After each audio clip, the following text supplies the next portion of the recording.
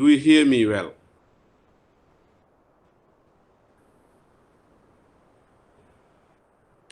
Do you hear me?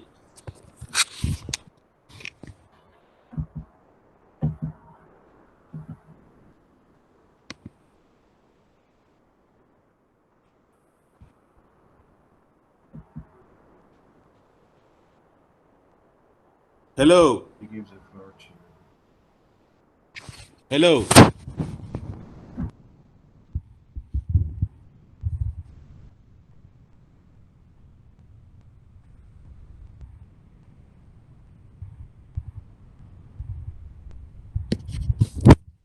Hello? Yes, go ahead, doctor. Okay. I just want to give some piece about an analysis on globalization and to say that it's time for Cheikh Ahmadou Bamba. At a time when the world has never been so rich and technologically advanced, vulnerability and inequalities are gaining ground on all continents, as somebody called Piketty showed it in 2013. Hunger has reached unprecedented levels with 820 million people now suffering from chronic hunger and 25,000 people dying of hunger or undernourishment per day. In this global village, where human rights from the spirit of the Enlightenment are so easily summoned to give lessons in humanism and conscience, how can one live such a shocking paradox? The paradox of an economic system that is both hyper-productivist and a generator of poverty has long been denounced. It produced a destruction of the environment and the means of production in the countries of the South,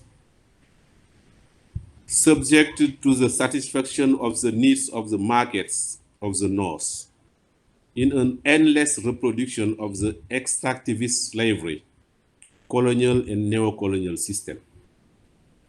Ecological and social balances are thus now being called into question in the countries of the South, whose desperate peoples are suffering from the accelerated decay of agriculture, fishing, and other traditional means of production.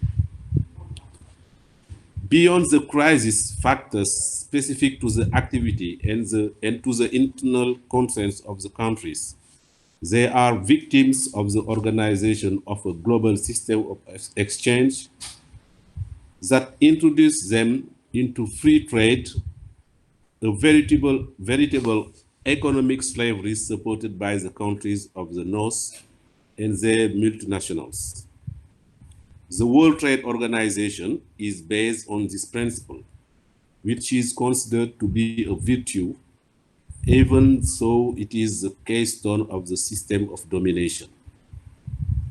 Indeed, how can small farmers, fishermen, or traders from the South compete with multinationals that can have the economic and financial weight of entire states or region?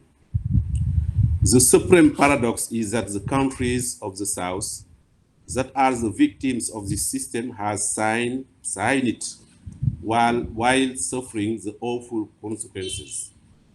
This reveals the lack of proper thinking and the courage to assume any economic independence. The hegemonic mode of production and its proponents emit the dominant values in a society, a country, or on a global scale. Capitalism works towards the loosening of ties, affiliations, individuation, the devaluation of local and singular cultures, and sets up material well-being as a supreme ideal. This strategy is a stronger mechanism of impoverishment than economic impoverishment. Islam in general and Muridism in particular are in this respect remedies against this disease of societies and individuals and a solution for the rebirth of a capitalist world in finitude, noting its own limits and contradictions. The COVID-19 epidemic is an analyzer of the multifaceted crisis facing humanity and the planet that Allah has entrusted to it. For decades, the alarms and questions of philosophers, environmentalists, religious leaders, and all categories of scientists have set the pace of a world marked by accumulative competition, extractivism, and egoism that create an unequal society. All turn towards pleasure, enjoyment, and profit.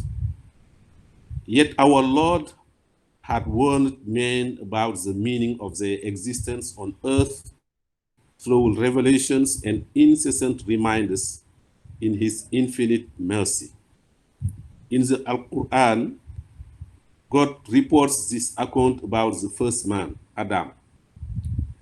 And when your Lord said to the angels, I'm going to put a Khalifa on the earth, the angels said, are you going to put on the earth those who will sow evil and shed blood? While we proclaim your purity with your praises and glorify you. This epidemic reveals more than ever the fragility of mankind in the face of natural or industrial biological threats that they have created for themselves in their hedonistic race towards wealth and comfort. The privatization of public goods and service and the financialization of the economy are accentuating social fractures and inequalities in the face of disease and epidemics at a time when health systems were built without taking into account the predicted advent of epidemics and pandemics. Indeed, these pandemics demonstrate the strong interweaving of the flows of people, goods, and disease vectors, as well as the articulation of the chains of values at the global level. On the other hand, the reactions of some countries are marked by individualism, loss of collective meaning, and withdrawal into oneself, temporary travel bans, lockdowns, border closures, etc., and represent obstacles to a solidarity-based approach to the pandemic for the benefit of all humanity. The parallelism between, on the one hand, the decline of religious and spirituality in some societies, and on the other hand, the deficit of altruism and solidarity is established. According to the Quran, pious goodness does not consist in turning your faces towards the east or the west, but pious goodness is to believe in Allah, the last day, the angels, the book, and the prophets, to give of one's property, no matter how much one loves it, relatives, orphanage, the needy, destitute travelers, and those who ask to help, and to loosen the yokes, to perform salat and to pay zakat, and those who fulfill their commitments when they are committed, those who endure misery, sickness, and when the fighting rages, they are the true and pious ones. This crisis has reached such a depth that it indicates to human beings a reflection of the meaning of creation, of their life on earth, and with the fellow human beings. The metaphysical and spiritual dimensions that offer a grid for reading its origin and its implications. Ethical and responsible management of the world is therefore synonymous for mankind with rights on earth, but also at the same time with duties towards other men as a living being, as a living beings and the whole of creation. If the COVID-19 coronavirus pandemic is not the end of the world, it will certainly be the end of a world that in blissful optimism and within the framework of a universalist religion has favored individualism and selfishness. The theory of economic development, the fruit of thinking based on a quantifying rationality, inherited from the evolution of bourgeois society after its takeover in the last 2 centuries in Europe, are significant. They have also thrived in a context of conceptual hegemony of an empire with its guru and affidavits, as well as in engineering of financial deregulation. This crisis is, in Antonio Gramsci's sense, makes this pandemic an opportunity to think about this new world, to come by taking a historical and philosophical step back, in which the Islamic and Sufi teachings of Sheikh Ahmadou Bamba can promote a return to the essence of existence and life on earth. His vision of the world, in which the search for the true happiness in the world and beyond is interrelated and defines the moral work ethic. The purpose of the Dharam and Garam the purpose of the Dharam is the Garam. Under this civilizational ontology, Muridism invites an adjustment to Islamic values and their quest for a collective and beneficial destiny for the family, relatives, humans, and their environment. To speak of the cultural and economic principles of Muridism is to take an analytical approach to separate the components of the same whole for the purpose of conceptual elucidation as well for the identification of meaning and functions. In the global context of the dissolution of reflection and on the individual and collective meaning of life on Earth in the midst of a pandemic, COVID-19 has recalled the deep systemic and spiritual crisis that the world is experiencing. We invite and call upon ourselves to rethink a new stage of humanity by taking a historical and philosophical step back from the past, in which the Islamic and Sufi teachings of Sheikh Hadim can promote a return to the essence of existence. Under such a conception of human well-being and fulfillment is today well in line with certain socio-economic theories of development based for the most part on an analysis of the crisis of globalization, which tends to settle down and lead to the questioning of the economic medications that have been implemented until now. These come from another era and from historical and social contexts marked by the unbridled search for profit and competition over material goods are now obsolete.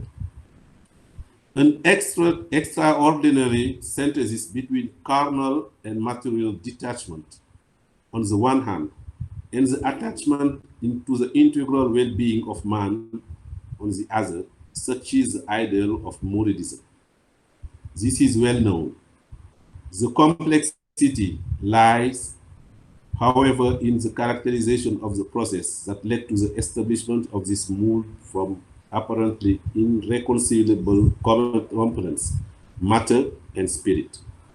Old philosophical debates that have gone on through the history of mankind. Only here it is a reflection on Murid philosophy, on the intersection between spirituality and materiality, on faith and commitment in what Marxists call the process of production. Cheikh Ahmadou Bamba, founder of Muridism, sought, found, initiated, and practiced Sufism. Sufism installed it at the confluence of spiritual elevation and qualitative transformation of the human living environment. An important lesson and a path for the world, for Africa, and for Senegal. As a poor and in-depth country, Senegal needs, as has been the case under other skies, to formulate an indigenous strategy for overcoming the crisis and achieving real growth in all areas. Muridism, a Muslim religious brotherhood strongly marked by local customs and habits, offer original and effective solutions. Attachment to spirituality, observance of the principles of tolerance, respect, and openness, unrestrained involvement in the lawful activity of production, sacralization of good governance, generosity, and sharing. Some principles carried and embodied by Cheikh Ahmadou Bamba have remained until now the foundation on which this brotherhood is based. You must find the words to say it, the lexicon to explain it, the intonation to make ourselves heard, the subtlety to make ourselves understood, and the strategy to impact behaviors as well as individual and collective practices. Thank you so much.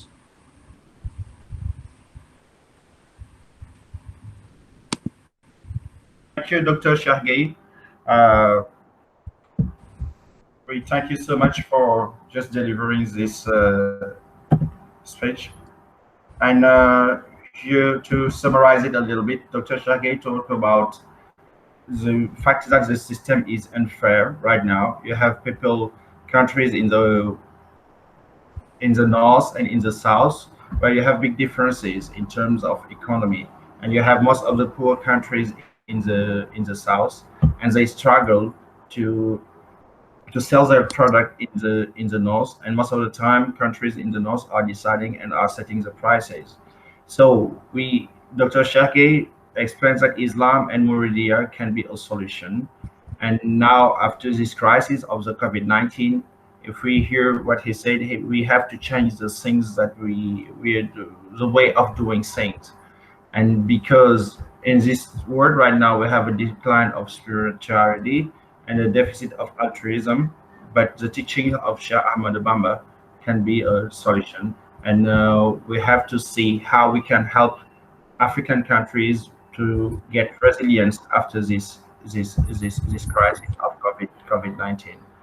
Now I think we can give the floor to Mr. Lamine Baké to introduce himself and to present